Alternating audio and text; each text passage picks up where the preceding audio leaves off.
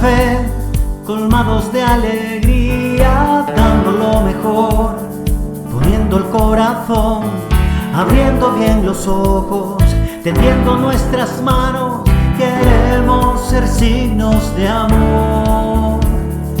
Es nuestra misión, los jóvenes esperan cuanto por hacer, hay tanto que soñar, mirando hacia el futuro, con Madre Mazzarello, es tiempo para celebrar 150 aniversario, 150 aniversario, caminando con María, sempre insieme dando vita e consegnando il nostro cuore. 150 aniversario, 150 aniversario, caminando con María, vamos juntos dando vida y entregando el corazón. Prende Joie, ferme dans la foi, les Jonathan, tant à faire, en donnant coupe de monde, c'est notre mission, on veut être signe d'amour. Manos a misión, los jóvenes espero, cuanto por hacer, atento que soñar, con Mama y Mazzarello, oleando para el futuro, el tiempo para celebrar. Join us our jubilation, join us our jubilation, our Holy Mother Mary, come with us and bless her way, 150 years.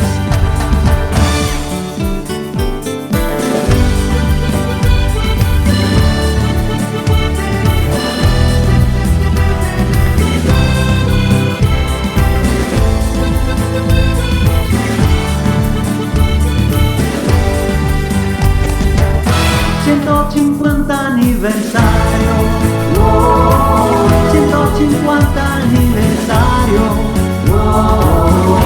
caminando con María, sempre insieme dando vita e consegnando il nostro cuore. 150 aniversario, 150 aniversario, caminando con María, vamos juntos dando vida y entregando el corazón.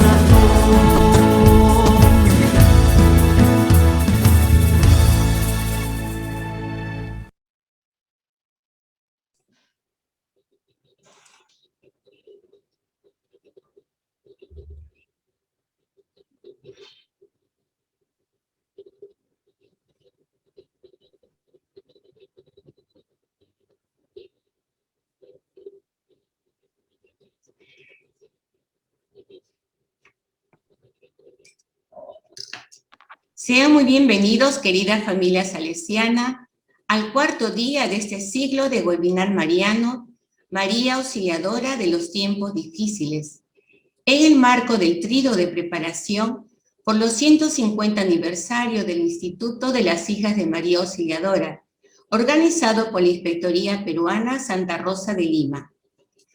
Hoy tenemos el tema que nos ayudará a reflexionar acerca del camino que estamos llamados nosotros como creyentes e hijos de María, de una devoción mariana a un itinerario espiritual mariano. Esta devoción mariana es válida si está fundada en el querer de Dios, y es María quien nos sigue mostrando lo que Dios pide a quien como ella se sumerge en sus planes, confiada y disponible, se declara dispuesta a hacer su voluntad. Para la reflexión y profundización del tema, tenemos como invitado al padre Juan José Bartolomé Lafuente, salesiano de Don Bosco, a quien recibimos con mucho cariño. Bienvenido, padre Juan José. Gracias. Buenos días, buenas tardes desde España. Una alegría contar con su presencia en este siglo de formación mariana. Permítame dar pase a nuestra inspectora Sodelsi Núñez, quien nos da a conocer su perfil. Buenos días, querida familia salesiana. Con mucho gusto y con mucha humildad voy a presentar a un gran salesiano hermano nuestro. El padre Juan José Bartolomé Lafuente es doctor en Sagrada Escritura. Lo recibió en el Pontificio Instituto Bíblico en Roma, Italia. Sus estudios de posgrado lo ha hecho en el Lelloque Bibliche de Jerusalén y en la Unión Teológica de Graduados. La mayor parte de su actividad profesional ha sido la docencia teológica. Profesor ordinario en el Instituto Teológico Salesiano de Salamanca y Madrid. Ha sido profesor invitado en la Universidad Pontificia de Salamanca. En los 6 últimos años en la Universidad Pontificia Salesiana de Roma. Actualmente enseña en el Centro Teológico Salesiano de Tlaquepaque, Guadalajara, México. Durante años fue director de la revista anual Cuadernos de Formación Permanente y ha pertenecido al Consejo de Redacción de las revistas de Estudios Bíblicos y Vida Religiosa, muy conocida por todos nosotros. Pertenece a la Asociación Bíblica Española y a la Asociación Bíblica Salesianas, en las que ha desempeñado cargos de responsabilidad. Es autor de casi de un centenar de artículos y más de 80 libros sobre exégesis y espiritualidad bíblica. Padre, muchísimas gracias por hacernos este servicio de compartir este tema con nosotros. Le doy la palabra. Muchas gracias, felicidades por el centenario y también por haber querido prepararse haciéndose más cercanas a María. Mi reflexión parte de dos hechos que espero que ustedes también se reconocerán en ellos. Los países latinos católicos tenemos una extrema devoción a María, una intensa devoción a María, y eso es bueno, eso es muy bueno. Pero no porque la tengamos nosotros, sino porque la tuvo antes Dios. Y el segundo hecho es que, desgraciadamente, esta devoción a María que tenemos, esta veneración, este sentimiento profundamente, ya digo, latino y católico que sentimos por María en todos los pueblos latinos, también en España todavía, pues no está fundada en la palabra de Dios. Y esto es lo que quisiera realmente presentarles brevemente, porque el tiempo no da para más. Brevemente, y esta es la gran pena en la devoción a María. No nos hace mejores cristianos, es mejores como hijos suyos, no nos hacen mejores hijos suyos como Cristo, no nos hace cristianos, porque la estamos mal utilizando. No la hemos dejado de utilizar como otros creyentes cristianos, pero nosotros no la utilizamos bien. ¿Por qué no la utilizamos bien? Porque acudimos a ella cuando algo nos falta, pero no acudimos a ella para que nos enseñe cómo ir a Dios. Y de esto únicamente se trata, su función en el pueblo de Dios.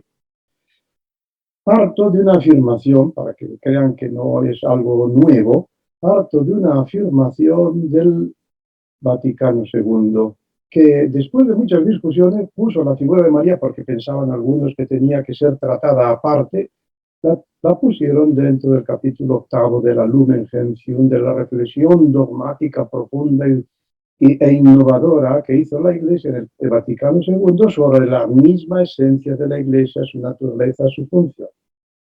Y le dedicó todo y solo un capítulo. Es decir, vio a María dentro de la Iglesia, como la vio Lucas en el capítulo 1 de Hechos, dentro de la comunidad cristiana en oración.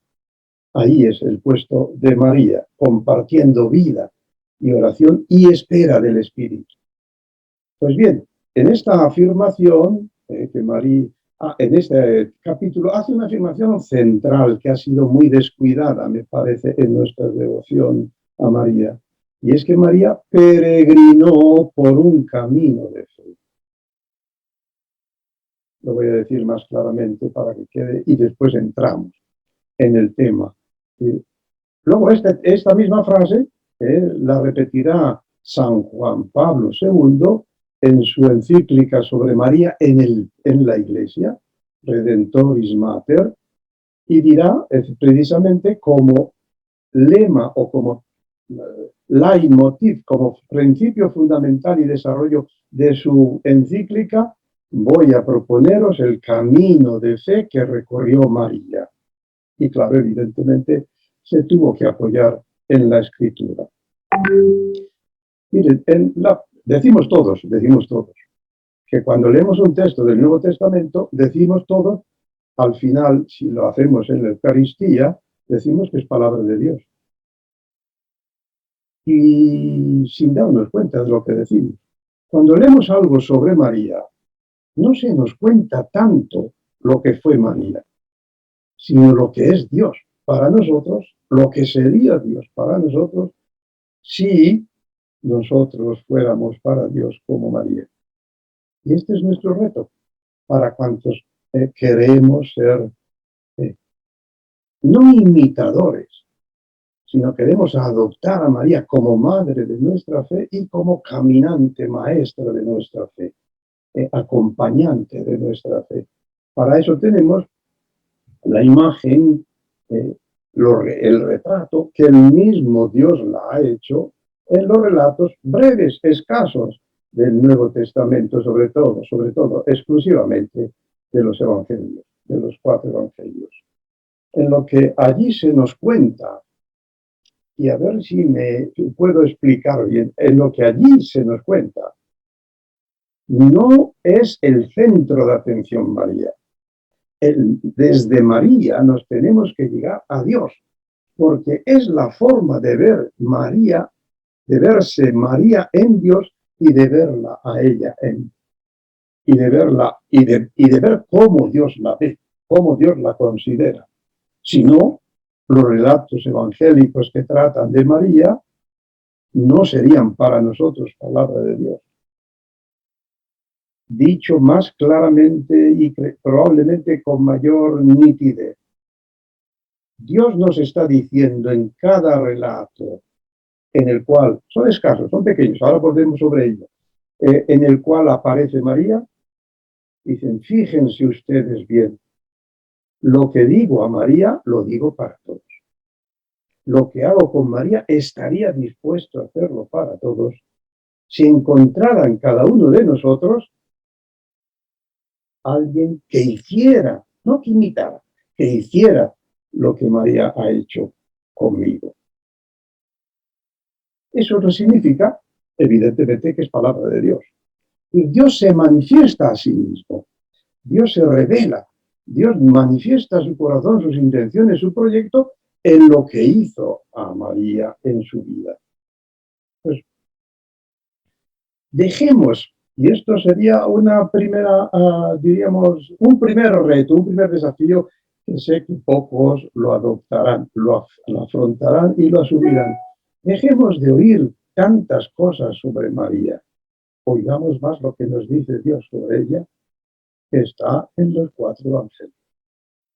Bien, la presencia de María, ya entramos más adelante, la presencia de María es para nuestro desconsuelo, o para el desconsuelo de algunos, para mí no, según lo que he dicho anteriormente, para el desconsuelo de algunos es en el texto bíblico tenue y muy breve y muy escasa. ¿Saben cuántas veces habla María en el Evangelio? Piénsenlo bien. ¿Y saben cuántas veces reza largo y tendido en el Evangelio? Vean la diferencia. Habla poco y reza largo y tendido. En el Magnificat me estoy refiriendo. Pues bien, solo son 2 evangelios, 2 de los 4, que realmente hablan de María. Es Lucas y Juan. Marcos y Mateo tienen un par de noticias, pero realmente ni Marcos, solo en el capítulo 3, habla de María, y ahora volveremos a ello, y Mateo, en el Evangelio de la Infancia, pues no se centra tanto en María, tanto en Jesús y en José. Es decir, esto es una pequeña, diríamos, sorpresa, bien mirado. Y vamos a ello. En el relato de Marcos, María hace un papel, diríamos, deficiente. Dice Marcos en el capítulo 3, digo al principio, que los suyos, textualmente, los suyos, es decir, su familia, creían que estaba fuera de sí. Porque era tan grande la actividad apostólica, diríamos hoy evangelizadora, mejor, de Jesús, que ni poder comía, dice el mismo texto. Y un poco más adelante se acercan donde está él y hay esa escena que está repetida después en los 3 evangelios sinópticos, que quieren la familia, pues como todas las familias, quieren rescatar a su hijo y a su hermano, y sin embargo, Jesús públicamente, cuando le avisan que su madre está ahí, públicamente, delante de todos los que están escuchando, dice: mi madre y mis hermanos son los que escuchan la palabra. No dice que no sean la familia, pero no la atiende. Está atendiendo a los que le atienden a él escuchando el Evangelio. Si esto fue verdad, y lo dicen 3 evangelistas, fue un gran disgusto, vamos a decirlo así, un poco suavemente, un gran disgusto de María. Públicamente es, si no rechazada, sí al menos menospreciada por Jesús. Ya digo, un reproche público siempre a una madre siempre es dolorosísimo. En aquel tiempo no nos podemos imaginar que de haberse dado el hecho que nos cuentan estos evangelistas lo que pudo poner para el corazón de María. Es Lucas, Mateo repite esta afirmación, no vamos a ella, lo tienen en el texto que he entregado. Lucas, en cambio, es, diríamos, el evangelista más mariano porque utiliza, reflexiona y presenta más la figura de María. Y en Lucas, pues eso, esta figura, no principal, pero sí importante en el relato de la infancia, los 2 primeros capítulos, tiene la escena, también repite la escena que acabo de aludir en Marcos, repite esa misma escena, y tiene una escena preciosa de una mujer que oyendo a Jesús, volveremos sobre ello, oyendo a Jesús, pues glorifica a su madre bendita, a la madre que te ha dado a luz, ya lo reconocen. Volveremos sobre ello, por la respuesta que da Jesús. Y San Juan tiene 2 escenas muy estratégicamente situadas en el Evangelio. Al inicio, en Caná de Galilea, y al final de la vida de Jesús. No sabemos más qué es lo que pasó con María durante el tiempo de su ministerio público y de su pasión, de la pasión de Jesús en el Evangelio. Solo está al inicio, cuando los discípulos, vuelvo a ello, cuando los discípulos, ahora estamos simplemente viendo los textos que en el Nuevo Testamento se habla de María, donde Dios nos habla de cómo ve a María y cómo nos quisiera ver a nosotros, como ve a María. Este es el mensaje más principal que quiero transmitirles, lo que acabo de decir. Bien, pues, ¿por qué es estratégico? Porque está al inicio, cuando los discípulos son creyentes, al final del texto, si recuerdan, capítulo 2, versículo 11, dice que los discípulos vieron lo que había pasado y creyeron en Jesús. Por vez primera creyeron los que le seguían, discípulos del Bautista. Y al final, Es el momento de la fidelidad suprema. No le queda a Jesús ningún discípulo. El que más prometía, Pedro, también le ha renegado 3 veces. Lo cuenta anteriormente San Juan. Y en el capítulo 20 es cuando dice, el 20, ese es cuando dice Jesús, he aquí a tu madre, he aquí a tu hijo. Pero claro, ¿a quién se lo da? Hermanos y hermanas, ¿a quién se lo da? ¿A quién le da a Jesús moribundo a su madre? Al único discípulo fiel que le había quedado, que estaba allí, en la cruz. Bien, estos son los textos que hablan de la María de Nazaret, la madre de Jesús. Hay otros textos en el Apocalipsis, pero son textos que realmente no hablan de María. Hay un texto de Gálatas, capítulo 3, donde Jesús dice que es hijo, que el Mesías es hijo de una mujer, para decir que es de naturaleza humana. De estos textos, y viéndolos en progresión histórica, cronológica, aparece un camino de fe y una gran creyente. ¿Saben? Lo dice San Agustín. ¿Saben cuál es la capacidad de la creyente? Lo dice comentando un texto mariano. ¿Saben cuál es la capacidad del creyente? Ser capaz de asumir a Dios en su vida y recrearlo. Tanto es así que Agustín llega a decir a sus oyentes cristianos del siglo IV en Cartago, les decía, ustedes pueden ser también madres de Cristo si aceptan la voluntad de Dios. Generan a Cristo. Esto evidentemente es una aventura, es un aventurarse en Dios, una aventura de fe, la que María recorrió. Y digo que el texto, pues a la afirmación no es exactamente mía. Pues vamos a recorrer ese camino de fe. El camino de fe de María pasa por diversas fases, como en cualquier cosa, y por diversos lugares. Nazaret, Belén, después van a Nazaret, probablemente estuvieron según San Mateo en Egipto, pero vuelven a Nazaret, hay un gran tiempo en Nazaret, y luego María desaparece de la vida de Jesús mientras él está predicando el Evangelio, mientras él está siguiendo su propia vocación personal. Pues bien, en cada paso, y esto deberíamos también aprenderlo, Dios no exige lo mismo. Dios exige siempre más.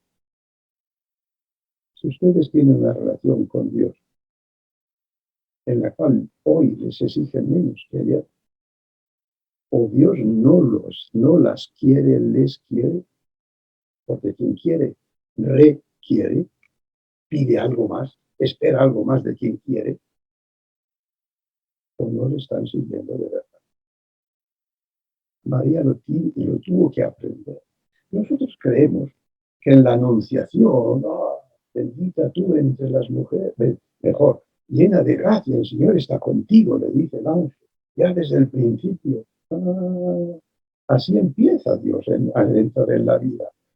Lean en los primeros versículos de la anunciación. María estaba, el ángel, fue enviado el ángel, ¿no?, a Nazaret, a la casa de un señor que estaba, cuya prometida era María. Y viene el ángel a proponerle otro plan. Es decir, la entrada de Dios en la vida de María supuso la ruptura del plan de María, que ya lo tenía optado, ya había optado por él, ya estaba comprometida con un varón cuyo nombre era José. Y empieza el diálogo vocacional en 3 pasos en Nazaret. Pero no me olviden de esto. María no estaba desocupada, María ya se debía su vida a un hombre con el cual estaba comprometida en matrimonio. No estaba consumado, pero ya estaba legalizado, ya pertenecía a José. Se había comprometido con él. Dios irrumpe y rompe, irrumpe y rompe el compromiso, o al menos lo distancia, lo separa. tres momentos. Y fíjense cómo es, en este pequeño texto hay un precioso camino de discernimiento. Hoy que se habla tanto de discernimiento, pues aprendamos de María, sea maestra nuestra de discernimiento. La iniciativa la tiene Dios a través de un ángel, a través de intermediarios, siempre a través de intermediarios. Pero la iniciativa es de Dios. Manda a su ángel. Y le manda con un preciso mensaje, ¿no? El ángel, el enviado nunca se inventa los mensajes, si son de Dios. Los transmite. Pues bien. Y lo primero que hace es saludar a María, reconociendo que la misión que le va a dar es fruto de la gracia. Lo primero que hace el ángel a María es decirle, tú estás llena de gracia de Dios, no de gracias tuyas. Es Dios el que ha puesto en ti su mirada de gracia. Lo dirá después María. Ha contemplado la humildad de su siervo. María sabe leer la presencia de Dios en su vida. Pues bien, después de la gracia viene la vocación, la llamada. Sí, la vocación es, diríamos, la consecuencia, el efecto, la prueba de que Dios le ama. Claro, le ama para lo que Él quiere, no para lo que ella quería. Y María evidentemente se sorprende y se pregunta, dice esto. Primera reacción en el camino de discernimiento. Dios rompe nuestros proyectos y si queremos ser como María, claro, estamos en ello. Y deshace, en fin, nuestros proyectos, nuestras ilusiones, nuestros deseos y nuestros compromisos incluso. Va comprometido. Se pregunta. Y entonces el ángel en un segundo momento explica.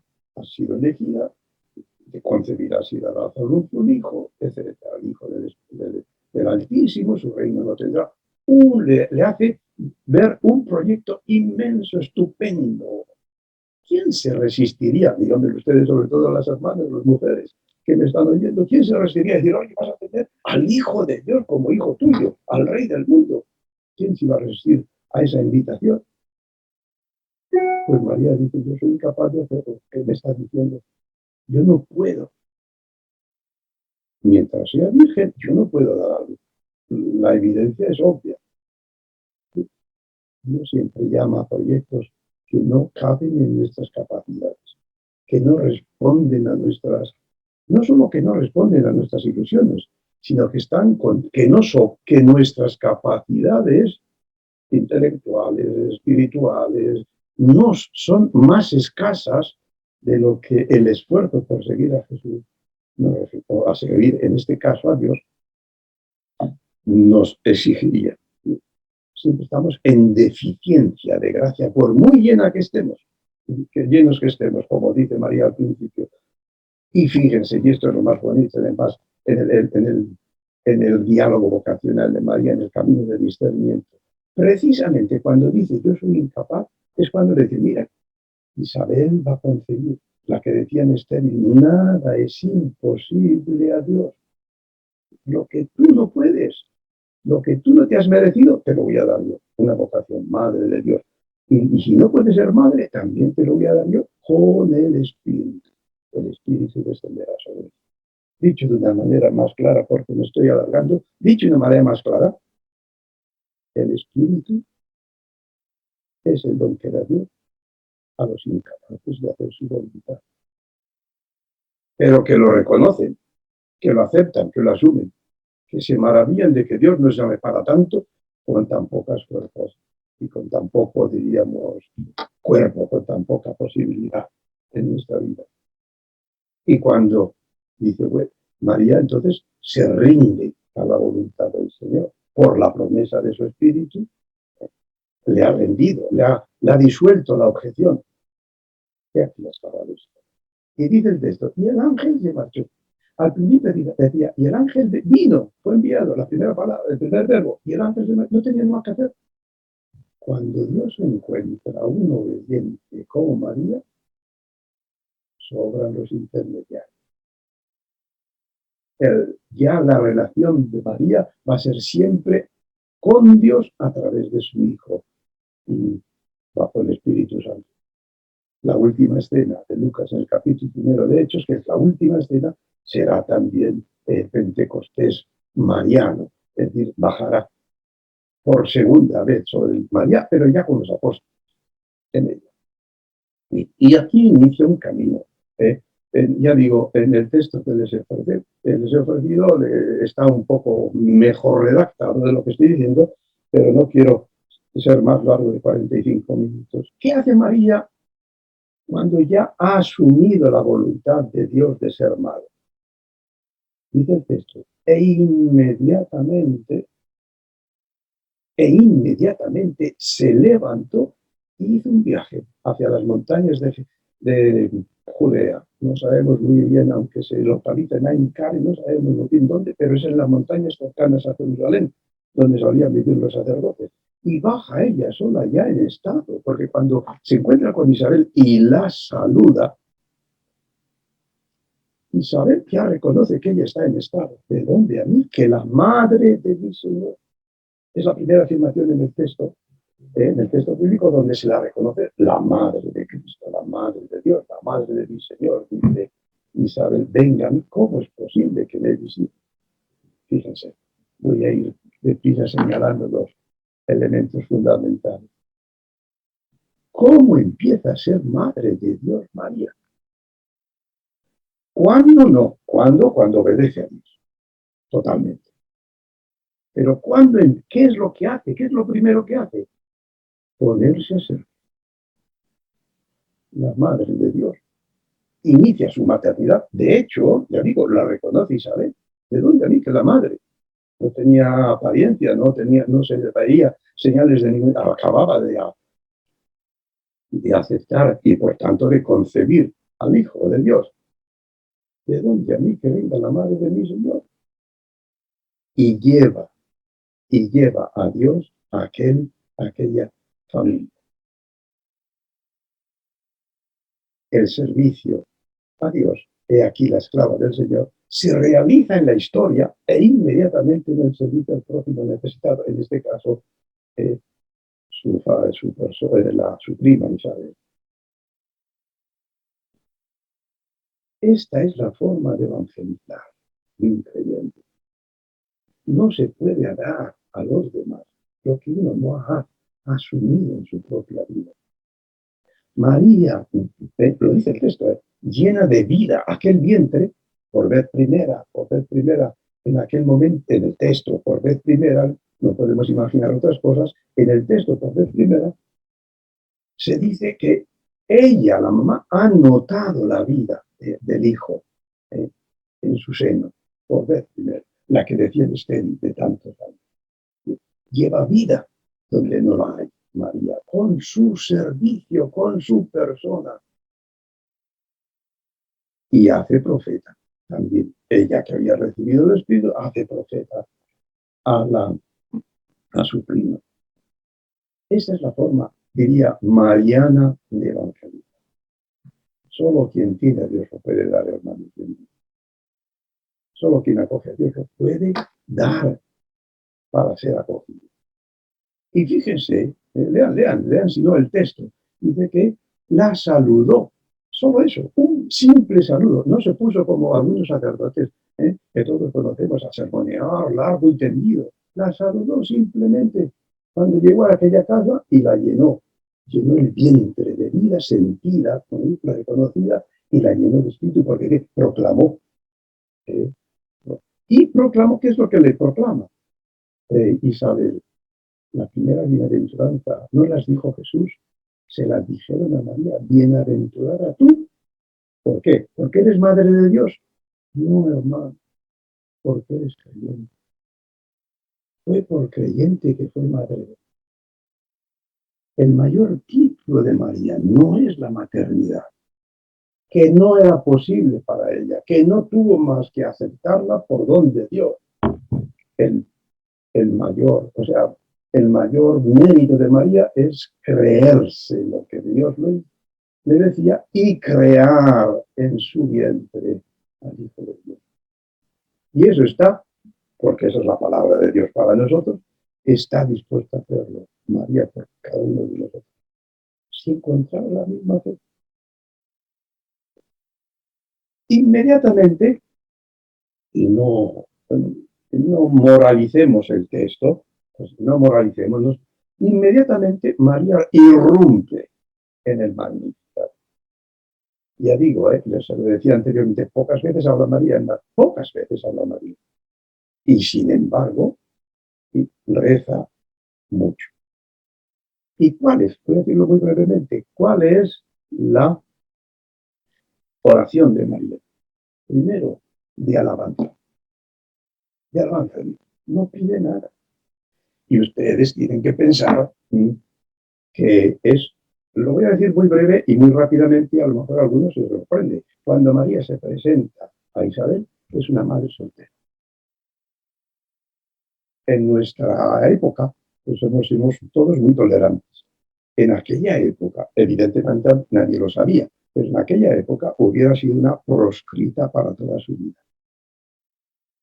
Y sin embargo, dice que ha hecho Dios maravillas. Evidentemente que ha hecho maravillas Dios, pero para ella un calvario, un posible calvario, tener un hijo antes del matrimonio, en aquella época, en un pueblecito pequeño, 200, 300, no llegaría a 300 habitantes en Nazaret, donde vivió Jesús y donde vivió María, evidentemente. Y sin embargo, dice que eso es una maravilla, que lo fue. Pero claro, porque no lo ve desde lo que a ella le complica la vida, sino ve la implicación en su vida y para la vida del pueblo en el hijo que está creciendo en sus años. Y entonces es evidentemente una maravilla en medida bienaventurada. Y en el segundo momento del Magnificat, ella que ha visto la presencia de Dios y no las consecuencias que esa presencia de Dios tiene en sus vidas, que las va a tener, luego pues inmediatamente las va a tener, pues entonces se vuelve profeta. Y qué poco nos damos cuenta de ello. Anuncia una revolución. A los pobres los ensalzará, a los ricos los dejará vacíos, a la estéril dará hijos, a la madre le quitará, como dice, se inspira en ello María en el texto de la madre de Samuel. Bien, pero ve la vida de una forma distinta, porque cuando está diciendo esto, como veremos después, en el capítulo siguiente, cuando está diciendo esto María, hay un poder imperial que reina en Israel, en el pueblo de Dios, el imperio romano. Hay una pobreza extrema. Se calcula que un 3% vivían bien y que todos los demás mal, y los campesinos peor porque dependían. Y hay una pobreza inmensa. Hay unas injusticias sociales que ni las podemos imaginar, por muy sensibles que estamos nosotros hoy a todas este tipo de cosas, ni las podemos imaginar. Y sin embargo, lean el Magnificat, la segunda parte donde habla del pueblo. María da por pasado, porque los verbos están en pasado, aunque algunas traducciones los han puesto en futuro, los verbos están en pasado, da por pasada la actuación de Dios. ¿Cómo una persona puede decir que Dios está venciendo el mal? En el momento de hoy, en lo que estamos viendo hoy en el Perú de hoy, he oído en las noticias hoy mismo, noticias muy preocupantes de la situación de la pandemia con ustedes. ¿Cómo se puede decir que Dios está salvando, a pesar de lo que estamos viviendo? Como le pasó a María. Porque el creyente descubre la presencia de Dios donde nadie ve más que dolor, pandemia, sufrimiento y injusticia. Como sabe que Dios está totalmente en contra de todo esto, puede anunciar que esto se acabará. Necesitamos orantes de este tipo. Nuestro pueblo necesita orantes, que no demos sermones, que demos experiencia expresada de Dios, pero porque la llevamos dentro. Porque la llevamos dentro. Bien, rápidamente, inmediatamente después, pasa el tiempo y María da luz en Belén. ¿A quién mandó? ¿A quién mandó el Señor a anunciar el nacimiento? la familia de Jesús, papá y mamá, no te encontraron lugar para que pudiera, no digo digno, sino un fin, indispensable para dar a luz una prueba de donde se refugiaban los rebaños. ¿A quién les manda? Y el anuncio se lo hace a los pastores, personas humildes que trabajan de noche, que son sospechosos, no se creían en ellos, las personas menospreciados, no despreciados, pero menospreciados en aquella sociedad. Reciben el anuncio de los ángeles y ellos anunciarán a María el sentido de lo que están diciendo. Y claro, María les sorprende. Ustedes se dan cuenta. El primer paso, Dios manda un angelito, que esperamos que era bonito, bello, con ojos azules. Y en el segundo paso, cuando ya ha hecho la voluntad de Dios, porque María no se había comprometido más que a dar a Dios un hijo, nada más a eso, nada más a eso. Cuando lo tiene el hijo, vienen los pastores desconocidos a decirles, mira lo que significa esto, gloria a Dios, ha nacido nuestro Salvador. Seguimos adelante. A los pocos días van a empezarle al templo. A este texto quiero que lo reflexionen muy bien, este texto. En este momento conmigo, llega al templo. Dice siempre el texto, siguiendo la ley de Dios. La Madre de Dios no es un privilegio, se somete. Se ha sometido a Dios, se somete a sus leyes y va haciendo lo que le manda la ley en aquel tiempo. Y va al templo, presenta a su hijo y en ese momento viene un anciano desconocido, toma al hijo y ¿qué le dice a María? Tu hijo va a ser señal de contradicción para dividir al pueblo. Y tú, a ti una espada traspasará tu padre. Les hago les mando un ejercicio, vaya, que lo hagan después, ¿sí? Que lo hagan después. Comparen lo que dice un angelito en el hogar, estaría en el hogar, aunque los griegos ortodoxos piensan que estaba en la anunciación ocurrió junto a la fuente única que había en Nazaret, pero estaba sola María y un ángel y le dice cosas bonitas y le promete y le dice que va a ser madre de Dios, pues yo me apunto también, si pudiera, yo me apuntaba. Pero cuando ya en la presentación, ya saben ustedes todos que en la presentación lo que se hacía era reconocer públicamente que el hijo primogénito era un don de Dios y se le ofrecía a Dios, luego se le rescataba. Es decir, se reconocía la paternidad divina del hijo. María evidentemente sabía muy bien que su hijo era hijo de Dios, pero lo presentaba porque lo mandaba la ley. Y en ese momento, cumplidora de la ley, cumplidora de la voluntad de Dios, le dicen totalmente diferente. Ya digo, por favor, comparen en algún momento lo que le dice el ángel a María en la anunciación, tu hijo será, y lo que le dice el anciano. No es un ángel, es un ángel. No es un futuro prometedor, el reino de Dios no pasará, reinará sobre dividirá a tu pueblo, dividirá al pueblo y a ti te dividirá una espada. De un dolor intenso, inmenso, interior, estará traspasándote. Así paga Dios a sus mejores servidores. Piénsenlo bien. Por eso hay tan pocos, ¿sí? Por eso hay tan pocos servidores de Dios. Y el último, diríamos, el último texto de Lucas, en la infancia, ya nos lo presenta Jesús casi, diría, mayor de edad en aquel tiempo, unos 13 años, casi mayor de edad, y es cuando se le pierde. Y cuando después de 3 días, salto algunos elementos del texto para ir a lo fundamental, cuando después de 3 días de angustia, una madre que pierde a su hijo 3 días, una campesina que tiene que volver a la gran ciudad y buscar por todos los sitios dónde está su hijo, lo encuentra en el templo y le pregunta, qué bonito, la madre, tu padre y yo, tu padre y yo. pone en su sitio. Tu padre y yo te andamos buscando angustiados. Y Jesús responde con una insolencia.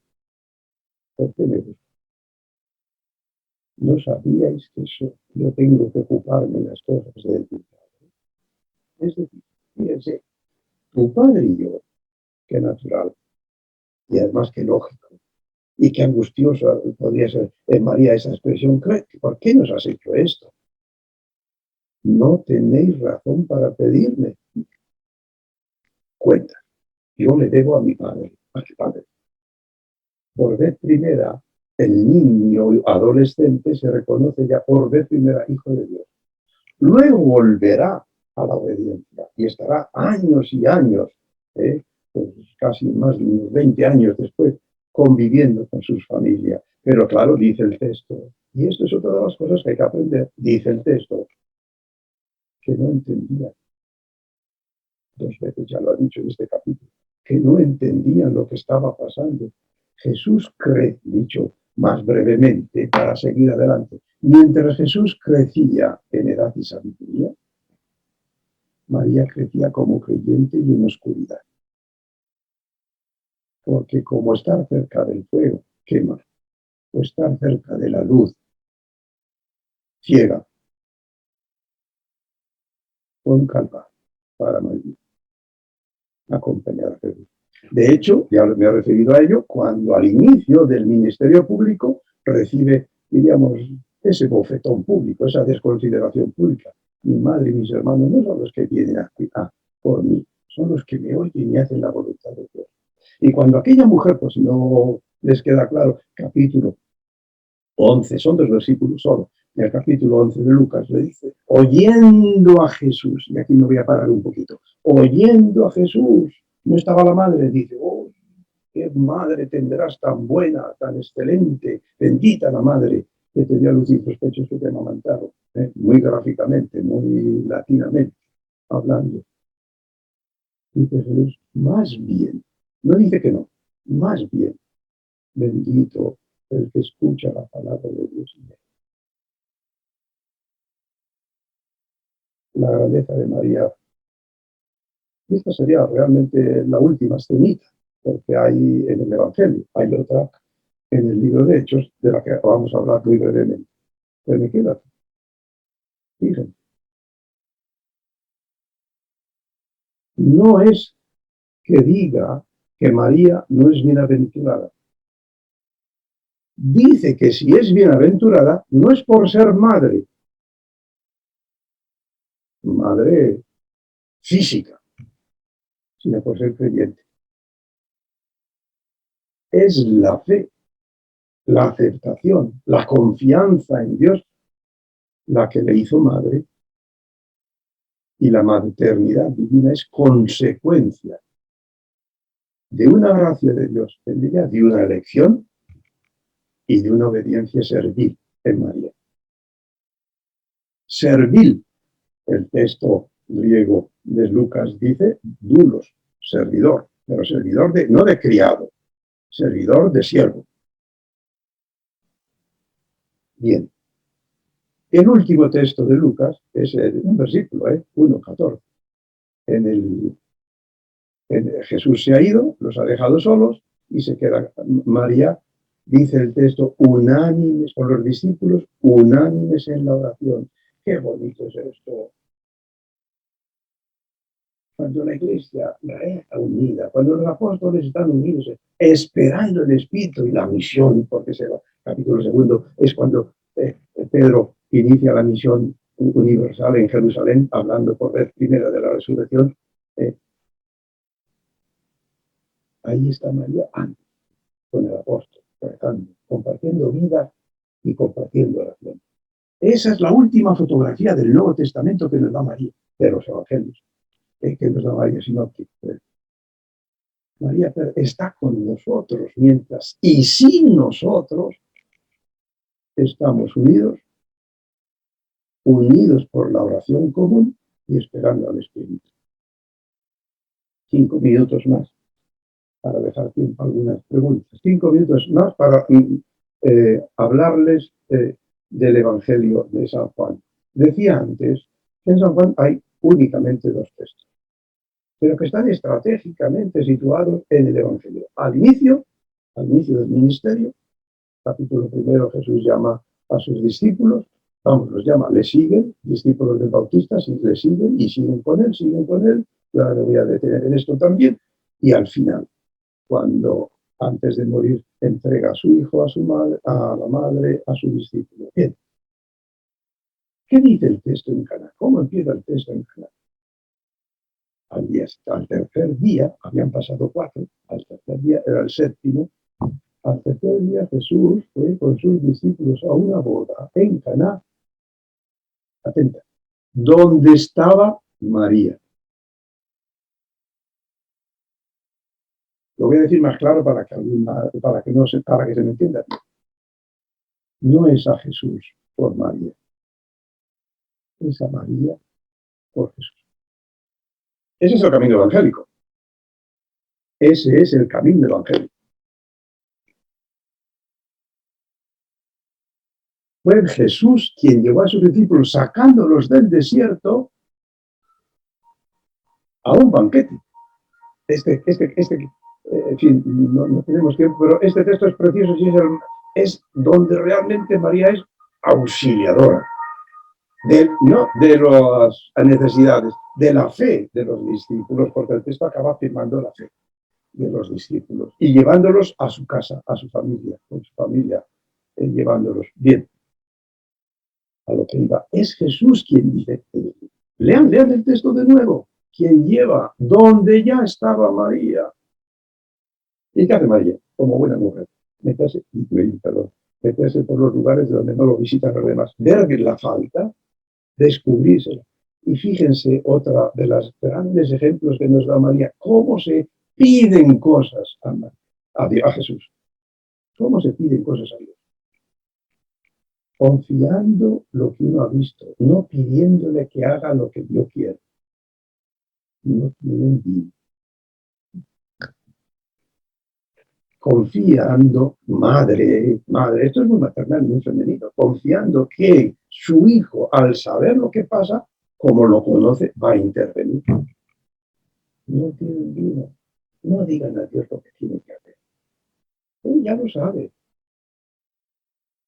Digan a Dios, hablen a Dios con las necesidades propias, sí, pero sobre todo de los demás, de los más necesitados.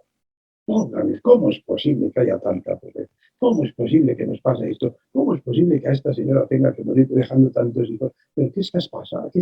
Sin pedirle razones a Dios y sin pedirle soluciones tampoco. Él sabe lo que tiene que hacer. Pero quiere que nosotros nos enternezcamos por las necesidades de los demás y se las presentemos, sin más. ¿Y qué hace Jesús? Dice una respuesta durísima. Si aquella de decir, mi madre y mis hermanos son los que me juzgan, y ahora dura, esta es peor.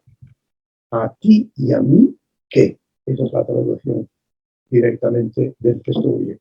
No te importa, no te metas en lo que no te debe, no es mi momento. Y si esto es grave, la razón que da, que es teológica, es peor aún. No ha llegado mi hora, ni su hora de intervenir. ¿Y cómo rinde ella, que se rindió a Dios en la obediencia, cómo rinde a Jesús, a esa oposición tan férrea, tan fuerte de Jesús? No tenemos nada que hacer aquí, ni tú ni yo, en este caso de dar vino, esto no es lo nuestro, ni a ti, a mí, que no puedo intervenir porque no ha llegado mi hora. ¿Qué es lo que hace María? No se puede llorar, mi hijo, ¿cómo me responde? No se puede llorar, no se puede. Va en la busca, en la fiesta, quienes están sirviendo, hace lo que él os dice. Qué bonito. Bonito por decir, qué camino desea de esta manera. Ha sido rechazada y busca siervos. Ella, que es sierva, sabe que cuando Dios, por decirlo de una manera gráfica, Dios se derrite ante la obediencia del creyente. Cuanto más absoluto, fíjense lo que quiero decir, más absoluta es nuestra obediencia, más vulnerable es Dios a nuestros deseos. Y claro, luego, como ven, se confirma el milagro Y los discípulos, aun no habiendo llegado su hora, creen en él porque han visto su gloria. María no es la que ha hecho el milagro, pero sin María no hubiera sido posible el milagro. Termina, decía, el otro texto es también muy interesante y merecería un poco más de reflexión, porque a veces comprendemos los textos bíblicos con una cierta alegría, diría, y poca seriedad. En el texto hay unas mujeres, entre ellas María, y está el discípulo a quien Jesús ama. No sabemos quién es. Sabemos que era amado por Jesús con un cierto privilegio porque los demás así lo reconocían. Es la identificación, el carnet de identidad que nos han dejado los evangelistas, el discípulo amado. Y les pide permiso. Es las últimas voluntades de Jesús, lo último que dice a alguien. Las últimas voluntades, es el testamento de Jesús. Le dice a su madre, he aquí, sin pedirle permiso y sin pedirle consejo, he aquí a tu hijo. Y al discípulo amado, he aquí a tu madre. Les da tareas, no les da una gracia. Y fíjense cómo termina el relato. Y el discípulo la acogió en su casa. No es María quien acoge al discípulo, es la viuda y sin hijos, ya, porque está muriendo, la que debe ser acogida por el discípulo. Se dan cuenta qué hermoso es ser discípulo si uno es amado por Jesús. Qué hermoso es tener a María, no como diríamos protectora o fina o en un altar, no, tenerla en casa conmigo. Por voluntad expresa de Jesús, no por afecto mío, ¿eh? No le preguntó, tú la quieres mucho, tú la quieres, tú no te vas a... No hizo ninguna pregunta. Al que estaba allí, y estuvo allí porque se sentía amado por Jesús, los otros no se sintieron tanto amados como él. Estuvo allí porque él era el discípulo amado, el único que quedó fiel. A ese le dio como patrimonio lo que mejor tenía Jesús cuando dejó el mundo, a su propia madre, para que fuera su hijo, para que llenara con el corazón de María, llenara el hueco que había dejado su muerte. Hay que saberse amado hasta el extremo y sufrir la cruz de Jesús sin escandalizarse y sin huir para tener a María, diría así, para ser responsable de María.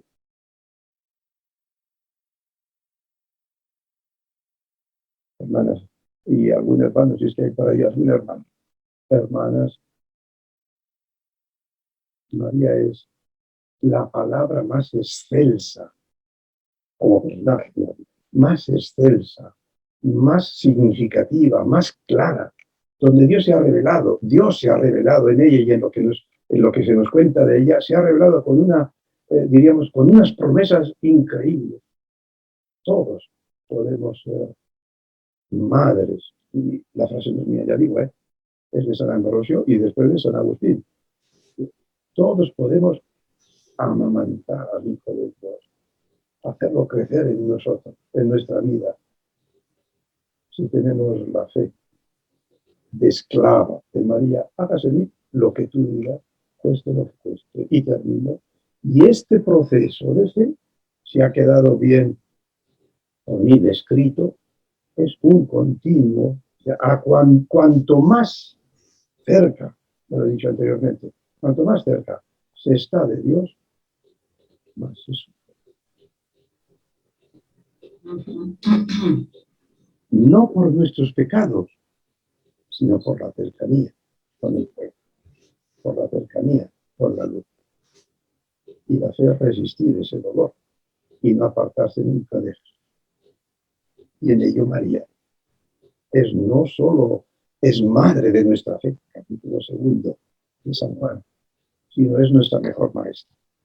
Que así sea. Amén. Muchas gracias, Padre Juan José. Muchas gracias. Vale, muy bien. Muchas gracias, Padre, por compartir la riqueza de sus largos ratos de contemplación a Dios y encontrar a María, por hacernos recorrer junto a ella las etapas de su camino de fe como persona creyente, más cercana a nuestra experiencia de fe, a la que podríamos elegir como maestra y madre de vida cristiana, como maestra de discernimiento, imagen profética de la nueva comunidad. Si crece nuestra devoción a la Madre del Cielo es porque su vida responde al plan de salvación de Dios, como ella lo supo experimentar y usted muy bien nos ha expuesto. Damos entonces pase a Sor Raquel Ibarra para iniciar la rueda de preguntas. Padre Juan José, buenos días. Muchas gracias, gusto de tenerlo por acá. Algunas preguntas que nos hacen o algunas reflexiones. Usted nos ha descrito la presencia de María en el itinerario de Jesús y de la primera hora de la Iglesia. Estamos en el tiempo del Espíritu. ¿Cómo sentirla ahora y cómo mirar con los ojos del Espíritu? Estamos, hermana, y las personas que hayan preguntado, estamos hoy y hasta que Él no vuelva en el tiempo del Espíritu. Pero huérfanos, no he podido tocar el tema al hablar del libro de Hechos. Huérfanos de Jesús. Es decir, Jesús ha ido al cielo, está intercediendo por nosotros, lo sabemos muy bien, y nosotros, ¿qué nos queda? Nos quedan cosas muy importantes. Una comunidad. La comunidad cristiana ha nacido cuando 2 testigos del resucitado han confesado que lo han descubierto vivo, muy a su pesar y muy en contra de las evidencias que pensaban. No voy a entrar más en ello. Hay una comunidad que en principio se debe a sí misma, debe vivir su fe, debe compartir su fe. En esa comunidad está María, esperando al Espíritu.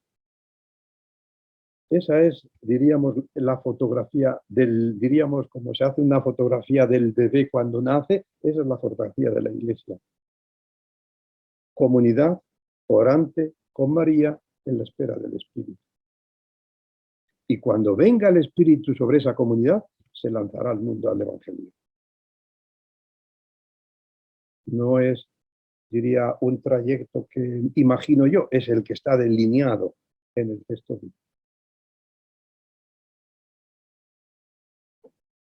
¿Hay alguna pregunta? María, dice, tuvo que ser una mujer muy revolucionaria para su tiempo, que fue tan misógino. ¿Por qué siempre se le presenta como una mujer tan contemplativa? No he oído la solución. No he oído. ¿Por qué se la presenta tan? Se le presenta como una mujer tan contemplativa. No, es que la revolución viene de la contemplación, ¿eh?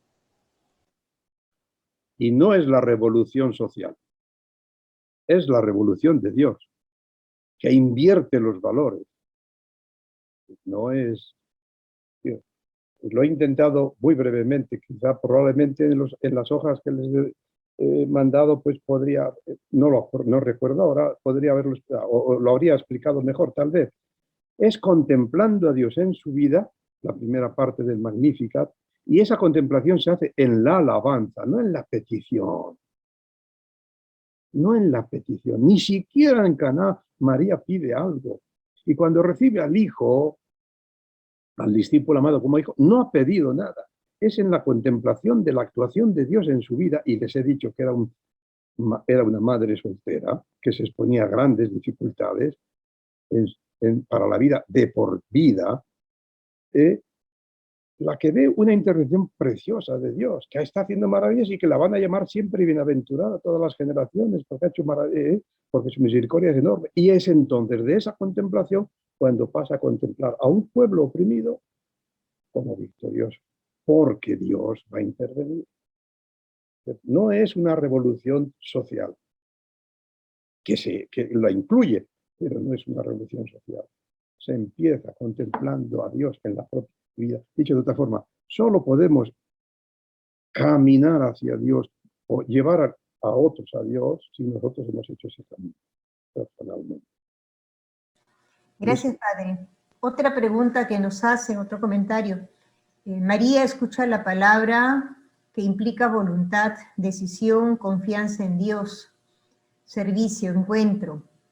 Hoy, en un mundo tan volátil, en una sociedad sin raíces, posmoderna, ¿cómo presentar a María como mujer creyente?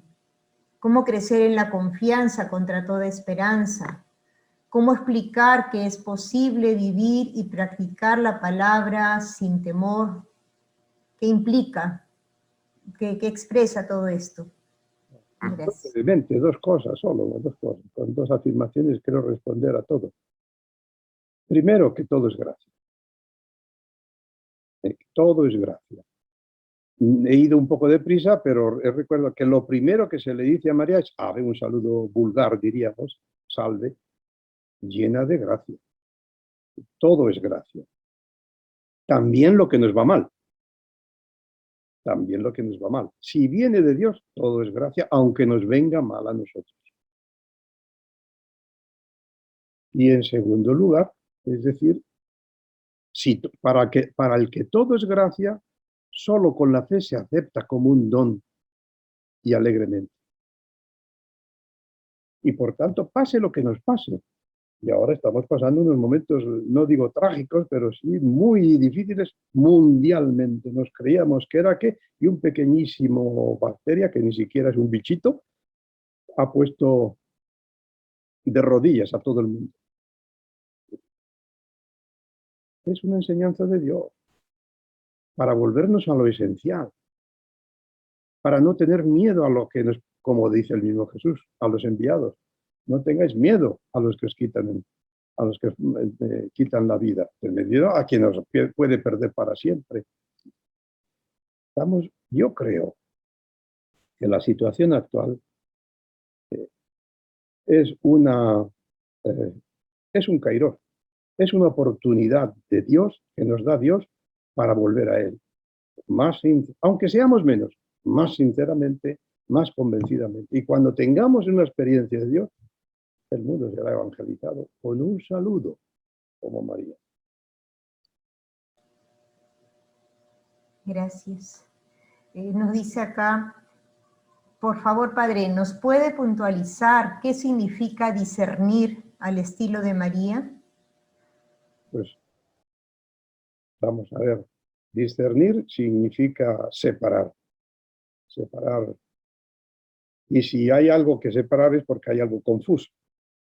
El discernimiento es intentar en el tejido de la vida exterior, de lo que nos está sucediendo, y en el tejido de mi vida, en mi corazón, que es aún más oscuro que el mundo externo, nuestro propio corazón, pues en esos dos, diríamos, en esos dos continentes, el mundo, tal como está pasando, lo que está pasando, bien, y mi corazón, que es otro mundo más desconocido, por cierto, ver en dónde está Dios, qué huella está dejando Dios en el mundo y qué huella está dejando en mi vida.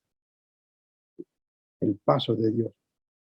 El proceso es lento, es un proceso de permanente obediencia a Dios. Y no hay discernimiento sin separar. O sea, como en la parábola de Jesús, parábola que dice a los evangelistas, a sus discípulos, si uno encuentra algo mejor, tiene que dejar lo peor. Aunque sea muy bueno. El que se dedicaba a las perlas, tuvo que dejar todas para tomar una. Es decir, ese es el discernimiento muy brevemente. Es un proceso muy lento, es un proceso de oscuridad, pero quien lo emprende se sabe siempre, como dice San Ignacio, que cuando relata su vida de discernimiento hasta encontrar su vocación, dice, Dios, me parecía a mí que Dios me conducía de la mano como un maestro. Conducir de la mano. Y en María tenemos un ejemplo de lo que nos podemos identificar con ella si seguimos su camino. Y tenemos mucha luz para discernir nuestras propias situaciones en el mundo y en nuestro corazón. Pero ya digo, un discernimiento que no cueste, porque es oscuro, porque hay que hacer luz donde no la hay, porque hay que iluminar y porque hay que renunciar a lo que no es lo que Dios quiere, pues ese discernimiento que nunca estará acabado hasta que encontremos a Dios, no su voluntad, en su palabra, en nuestra vida, sino a Él de persona, hasta ese momento no hay, diríamos, vacaciones del discernimiento, es un discernimiento continuo, pero sin oscuridad y sin renuncia no es posible. Padre José, al inicio nos dijo, siempre estamos en deficiencia de gracia. ¿Es una expresión que se puede utilizar en el discernimiento para asumir una llamada vocacional? Claro, pero vamos a ver, estamos en deficiencia de gracia porque si no Dios no nos hubiera salvado de su Hijo. Eso eso es nuestra realidad. Somos deficientes en todo, también en gracia. Pero Dios nos quiere colmar. Y el discernimiento puede ser el camino para, como dice San Juan de la Cruz, precioso. Si no nos vaciamos, dice él, de nuestros muebles, no podrá entrar nadie a visitarnos en nuestra casa. Hay que quitar muebles para dar espacios de acogida al que quiere venir. Pues esto es lo que hay que hacer. Es decir, sí, es lo que hizo María. Ir poco a poco, lo he dicho anteriormente, mientras crecía su hijo, tenía que crecer su fe para ser fiel a Dios, a su hijo. Mientras crecía él, cada vez lo entendía menos.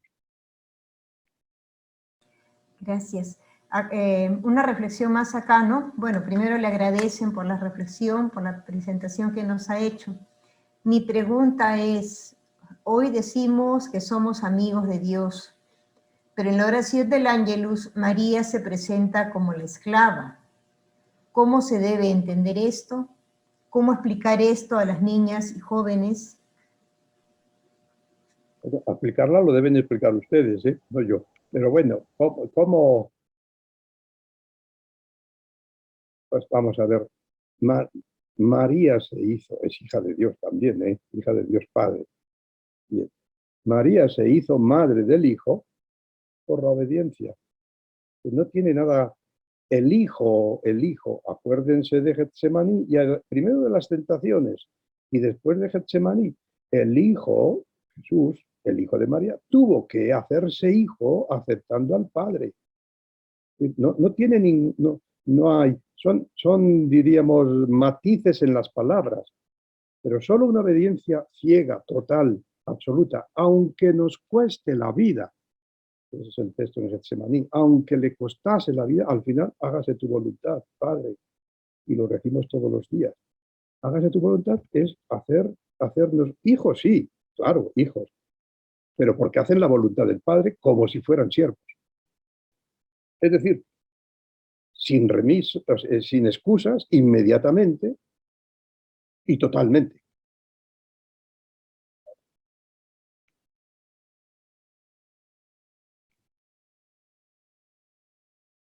Gracias. Hay un texto precioso en el libro, de hecho, en el libro de Hebreos, en Hebreos. El Hijo conoció entre lágrimas y gritos lo que significa obedecer, el Hijo. Es decir, no nos hacemos, el hacerse hijos de Dios no es un privilegio, es una gracia que Él nos hace porque Él es el Padre. Los padres son los que hacen hijos, no los hijos hacen al Padre.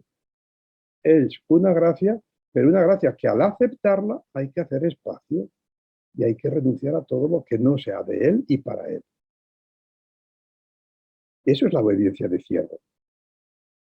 Ya no somos, lo dice San Pablo muy bonito, capítulo 2 de Gálatas, ya no soy yo, es Cristo quien vive en mí. Es el Hijo de Dios quien vive en mí. Y entonces yo no dirijo mi vida, en ese caso no soy siervo, soy siervo. No dirijo mi vida. Me están llamando por teléfono. Bien, si no hay, puedo ¿Salirme o sigo? Porque me están llamando por teléfono. Lo siento. Muchas gracias, hermanas, y me alegro de esa iniciativa y espero que sea de gran fruto. Relean el texto. Yo sé que en mi reflexión exijo un cambio fuerte de mentalidad, ¿sí? pero incluso de espiritualidad con respecto a María, pero lo merece. Serán más libres si son más siervos del Señor. Muchísimas gracias por su exposición. Qué bello mensaje y tarea nos está dejando. Contemplar a María con los ojos de Dios, entender a María. Para encontrar a María tenemos que buscarlo a Jesús y podernos vaciar para que tengan cabida Jesús y María en nuestra vida, en ese discernimiento continuo. Muchísimas gracias, Padre Juan José. Esperamos tenerlo nuevamente y que tenga buenas noches, porque usted por allí ya está en plenas buenas noches. Así que, si no le llaman antes, no sé si podrá darnos una bendición para ya concluir. Nos ponemos en manos de María como estuvo Jesús, en su regazo, y le pedimos, Madre Auxiliadora, desde nuestro corazón de hijos, elevamos hasta ti nuestra súplica. Ve en nuestra vida lo que nos falta y díselo al Señor. Estaremos seguros de que Él hará el milagro que nos falta tanto. Pero no el que nosotros deseamos, sino el que tú nos des. Que nuestro corazón acoja tu palabra, para que te acojamos como hijo de Dios, como hizo María. Virgen María, Auxiliadora, nos ponemos en tus manos, reposamos en tu seno como hizo Jesús. Hazte nuestro auxilio, apoyo y cercanía cálida, materna. Derrama sobre nosotros tu mirada.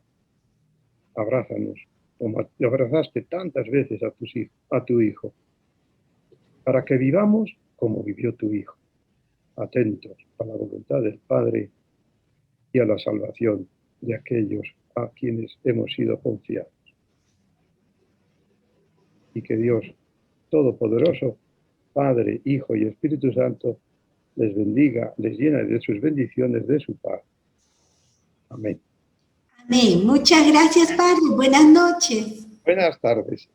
Y gracias por la invitación, ¿eh? Un abrazo a todos. Gracias, Padre.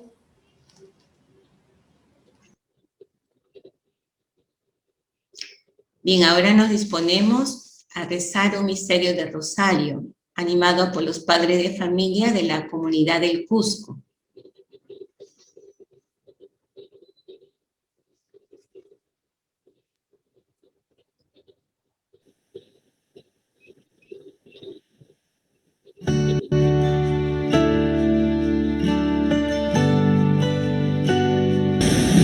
Cuarto misterio del Santo Rosario.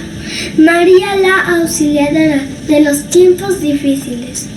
María se hace compañera de la humanidad en camino desde que acoge el llamado a ser madre de Jesús. Discreta, pero atenta está siempre presente en la vida de su Hijo, que en la cruz nos la deja como madre. Es en este momento, quizás el más doloroso de su vida, en el que María asume caminar al lado nuestro siempre. La Virgen quiere que la honren bajo el título de María Auxiliadora. Estos tiempos son tan tristes que tenemos la necesidad de que la Virgen Santísima nos ayude a conservar y defender nuestra fe cristiana. En estos nuevos escenarios, generados al afrontar la pandemia y al celebrar el bicentenario de la independencia del Perú, las hijas de María Auxiliadora compartimos nuestra espiritualidad mariana con toda la familia salesiana para vivir estos tiempos de incertidumbre como oportunidad para cultivar una auténtica devoción a la Madre y transmitir vitalmente la certeza de su presencia materna a las nuevas generaciones. prolongando en el tiempo el encargo que Santa María Mazzarello recibió de la Virgen. A ti te las confío. Cuarto misterio glorioso, la Asunción de María al cielo. Todas las generaciones me llamarán bienaventurada, porque el Señor ha hecho obras grandes en mí.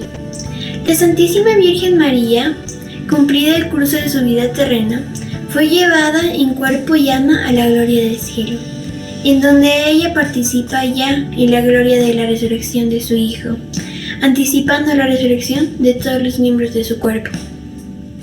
La intención de este cuarto misterio.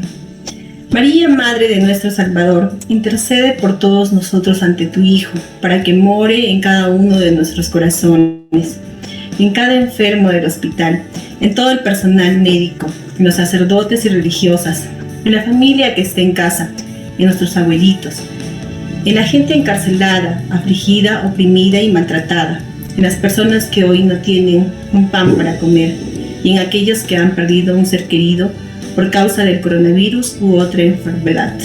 Que Cristo resucitado nos traiga esperanza, nos fortalezca la fe, nos llene de amor y unidad y nos conceda su paz. Padre nuestro que estás en el cielo, santificado sea tu nombre. Venga a nosotros tu reino, hágase tu voluntad en la tierra como en el cielo.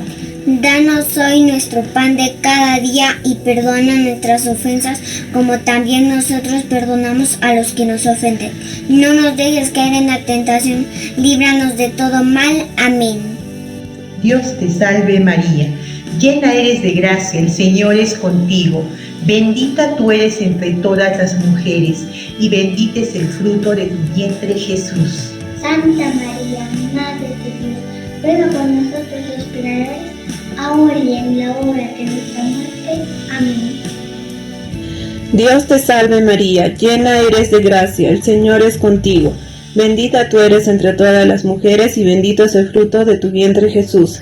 Santa María, Madre de Dios, ruega por nosotros los pecadores, ahora y en la hora de nuestra muerte. Amén.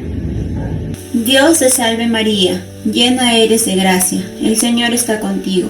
Bendita tú eres entre todas las mujeres y bendito es el fruto de tu vientre Jesús. Santa María, Madre de Dios, ruega por nosotros pecadores, ahora y en la hora de nuestra muerte. Amén. Dios te salve María, llena eres de gracia, el Señor es contigo. Bendita eres entre todas las mujeres y bendito es el fruto de tu vientre Jesús. Santa María, Madre de Dios, ruega por nosotros pecadores, ahora y en la hora de nuestra muerte. Amén. Dios te salve María, llena eres de gracia, el Señor es contigo. Bendita eres entre todas las mujeres y bendito es el fruto de tu vientre Jesús. Santa María, Madre de Dios, ruega por nosotros los pecadores, ahora y en la hora de nuestra muerte. Amén. Dios te salve María, llena eres de gracia, el Señor es contigo, bendita eres entre todas las mujeres y bendito es el fruto de tu vientre Jesús. Santa María, Madre de Dios, ruega por nosotros pecadores, ahora y en la hora de nuestra muerte. Amén. Dios te salve María, llena eres de gracia, el Señor es contigo, bendita tú eres entre todas las mujeres y bendito es el fruto de tu vientre Jesús. Santa María, Madre de Dios, ruega por nosotros los pecadores, ahora y en la hora de nuestra muerte. Amén. Dios te salve María, llena eres de gracia, el Señor es contigo. Bendita tú eres entre todas las mujeres y bendito es el fruto de tu vientre Jesús. Santa María, Madre de Dios, ruega por nosotros los pecadores, ahora y en la hora de nuestra muerte. Amén. Dios te salve María, llena eres de gracia, el Señor es contigo, bendita eres entre todas las mujeres y bendito es el fruto de tu vientre Jesús. Santa María, Madre de Dios, ruega por nosotros los pecadores, ahora y en la hora de nuestra muerte. Amén. Dios te salve María, llena eres de gracia, el Señor es contigo, bendita tú eres entre todas las mujeres y bendito es el fruto de tu vientre Jesús. Santa María, Madre de Dios, ruega por nosotros los pecadores, ahora y en la hora de nuestra muerte. Amén.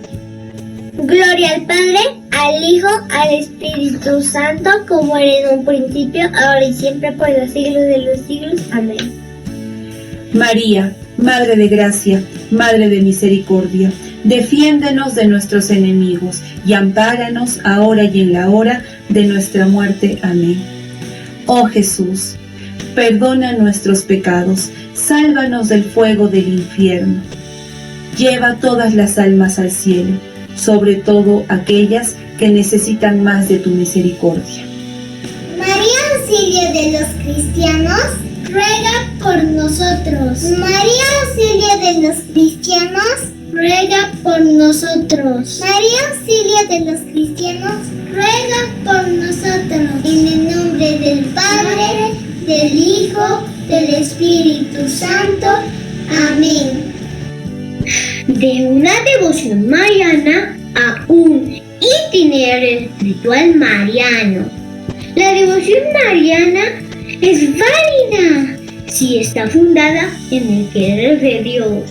María nos sigue mostrando lo que Dios pide a quien. Como ella se adentra en sus planes, confiada y disponible, se declara dispuesta a hacer su voluntad.